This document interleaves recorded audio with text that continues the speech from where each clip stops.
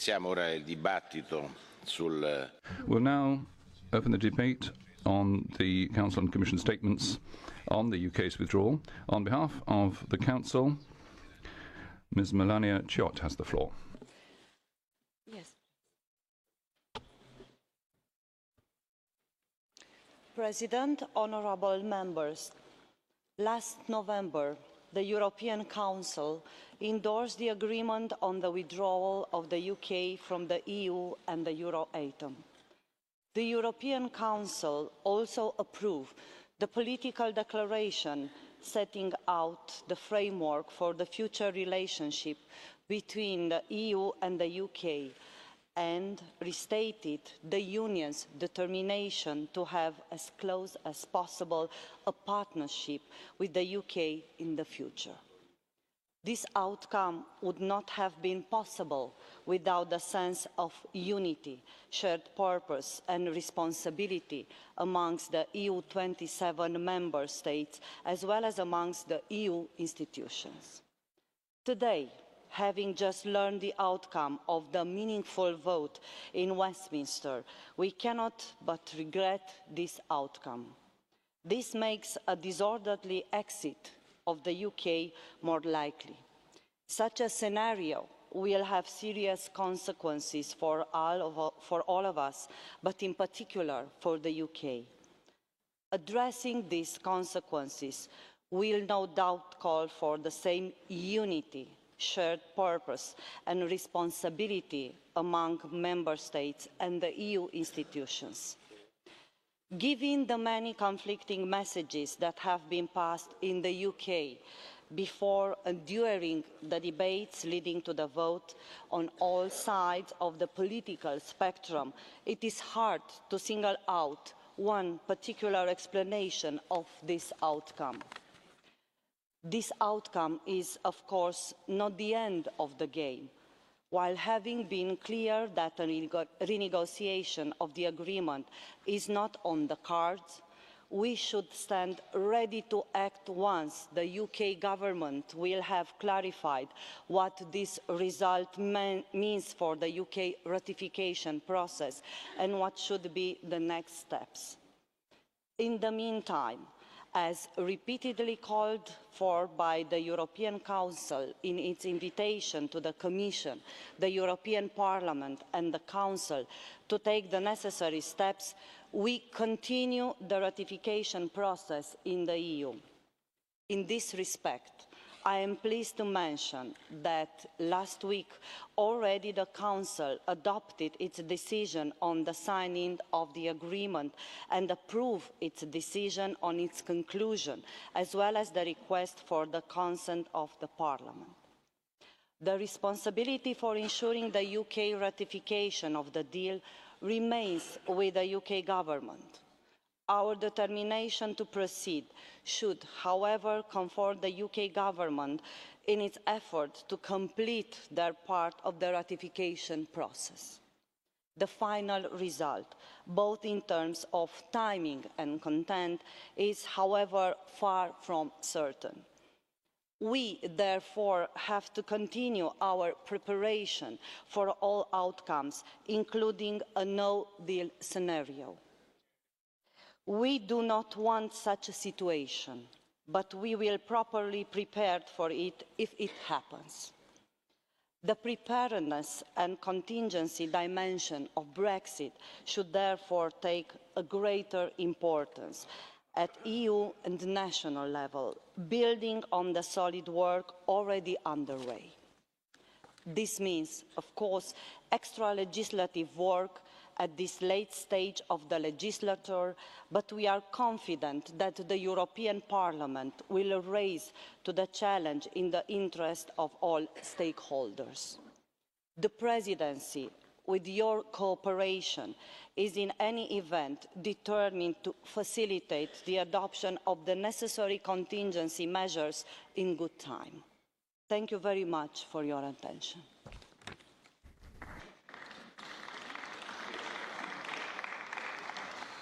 La parola ora al vicepresidente della Commissione europea, Frans Timmermans. I now give the floor to Frans Timmermans, the Vice President of the Commission. President, The vote last night in the House of Commons was crystal clear. The withdrawal agreement has been rejected, and now we will have to look for a way forward. The Commission regrets the rejection of the withdrawal agreement, as the representative of the Council has said, because we do believe this was the best possible outcome in a situation where two parties were negotiating, looking after each own's interest. The Commission negotiated, Michele Barnier did a remarkable job in negotiating on behalf of the 27. The British government negotiated on behalf of the United Kingdom, and we do believe the outcome of that negotiation led to a withdrawal agreement which did as little harm as possible. And nobody should be under any illusion. Brexit does harm. It does harm to the United Kingdom, it does harm to the European Union, and we are under an obligation as politicians to limit the harm to the absolute minimum possible. And we do believe the withdrawal agreement delivered on that obligation. Now, I think it's not for us to speculate on what sort of Brexit we will have. We will now have to wait for what's going to happen in the House of Commons in the United Kingdom for the position of the British government and the British Parliament, and we will have to take it from there. But we're also under an obligation to make sure that we're prepared for any possible outcome, including a disorganised, no-deal Brexit, which would have far-reaching consequences both for the United Kingdom and for the European Union. But the Commission will be well prepared to make sure that we react to any possible outcome. And as the representative of the Council said, we will continue our process of ratification of the withdrawal agreement since it was agreed with the United Kingdom government. It is and remains, in our view, the best possible outcome to ensure an orderly withdrawal. And let me end with a quote by C.S. Lewis. We can't go back and change the beginning, but we can start where we are and change the ending. Thank you.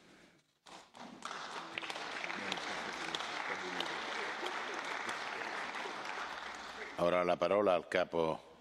The next speaker is the head of the European Union's negotiating team, Michele Barnier.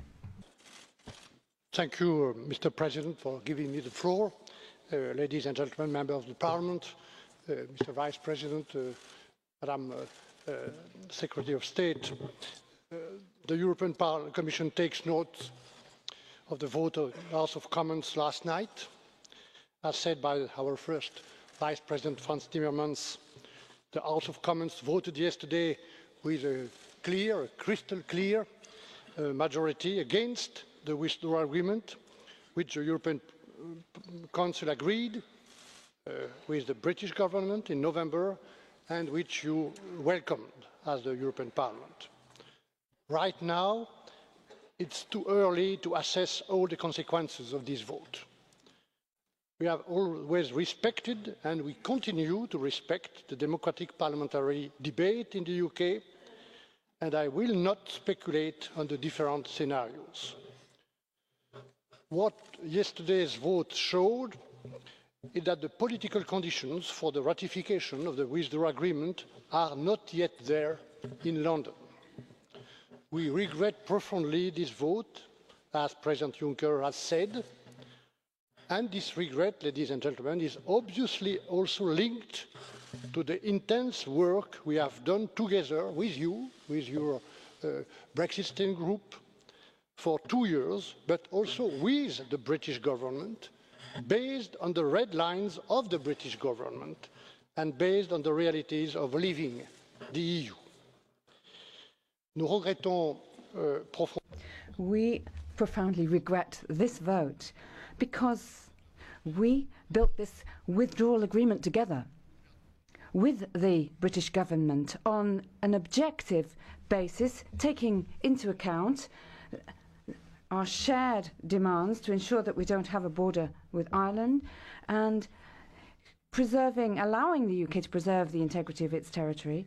And together with the British government, we mapped out the framework for the future relationship, which we would like to be as close and ambitious as possible. and as the British red lines will allow. Ladies and gentlemen, listening to the public statements made by the members of the Chamber of Commons, of the House of Commons, we regret to say, made us sad. They were, of course, due to various motivations, sometimes quite contradictory or opposing views. Objectively speaking, this vote is not a clear manifestation of a positive majority, which would define an alternative project, an alternative to the proposal on the table today. So in this context, as Mr. Timmermans said, it's up to the British authorities today or tomorrow to assess the outcome of this vote, and up to the British government to indicate how we are to take things forward on the 29th of March towards an orderly withdrawal. As the President of the European Council, Mr. Tusk, reminded us last night. Ladies and gentlemen, contrary to what has been said over the last few days or weeks, the agreement that we reached with the British government, it's almost 600 pages long, is a good agreement, actually. It is the result, of course, of a compromise, but it's the best possible compromise. And again, we worked in an objective manner. This brings legal certainty everywhere where Brexit has actually created uncertainties. So, as is the case in all separations, certainty for the citizens, for the UK citizens, for the European citizens of the other 27 member states of the EU. Their rights are now guaranteed sustainably. These rights have always been our priority, your priority here in the European Parliament. And protecting these rights will continue to be our priority, whatever the outcome. Now, public or private bodies, whether we're talking about the UK or authorities in the various 27 member states, all the undergoing programs will be maintained thanks to the agreement that we have reached. Security and stability for Ireland and Northern Ireland. Return of a hard border would be avoided thanks to a solution which would preserve the integrity of the United Kingdom on the one hand and the single market on the other, respecting with the respect of the Good Friday Belfast Agreement, which we committed ourselves to respecting. And this is why the backstop, ladies and gentlemen, which we agreed to with the UK, must remain a backstop. It must remain a credible backstop. The backstop must be a backstop. It must be credible. Security for administrations and businesses who would be given a transitional period. The only legal basis, I might remind you, is the withdrawal agreement, under which they would have time to prepare and adapt to the new situation. So this compromise also, of course, gives us, with the transition, time to negotiate our future relationship on the basis of a political declaration, which we have also ratified with the with the UK government. And this political declaration allows various possible options, but still respecting our fundamental principles. But in any case, whatever happens, ratification of this withdrawal agreement is necessary. It is a precondition to create mutual trust amongst ourselves in looking forward to the second round of negotiations, which will start as soon as possible on our future relationship. Now, with regard to this future relationship, which of course is the most important thing for the future of our continent, I would like to remind you that your Parliament and unanimously the European Council have always said that if the United Kingdom chooses to shift its red lines in the future, and if it makes that choice, and it makes a choice to be more ambitious, to go beyond a simple free trade agreement, which would be quite something, then the European Union will be immediately ready to go hand in hand with that development and to give a favourable response. So with regard to the future relationship, President, ladies and gentlemen, I'm not only talking about economics and trade and exchanges that are so important for growth and jobs. I'm talking about sectoral cooperation, and your committees, of course, are very following all these developments very closely. Research, for example, fisheries, very important sector, aviation and transport, and many other sectors as well. I'm talking about police and judicial cooperation, which will be necessary, of course, after Brexit. And I'm also, of course, talking about stability on our continent, security.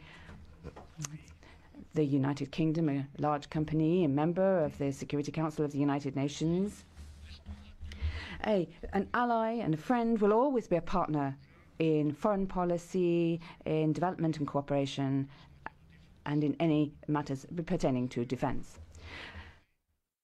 Ladies and gentlemen, we've worked collectively over the last 18 months, and this was validated at all key moments by the British government, by the European Council, by yourselves here in this European Parliament.